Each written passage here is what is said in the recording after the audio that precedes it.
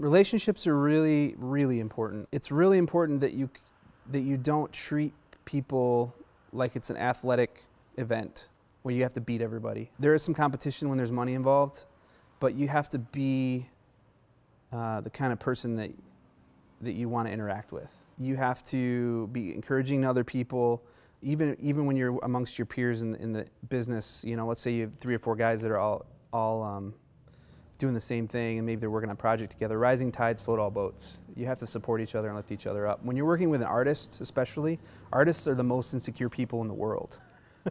We just want to please people, but at the same time we want to create the art that we want to make. And there's a balance there of trying to find that. How do you get something that communicates to other people and meets them in their heart, but at the same time becomes the vision that you had in your head, and finding the balance of that. And I think when you have an artist that's going to sing at a microphone or they're going to perform, it's your job as the engineer, producer, to encourage them and pull that performance out of them and not in any way slander them or make them feel like less of an artist. There's always that realism of like realizing and having realistic expectations of what you're capable of, and trying as a producer and engineer to see that in the artist and also see the potential and help them push through that barrier to the best of possibilities. That's where you get work. That's how you get work, is being cool to somebody else.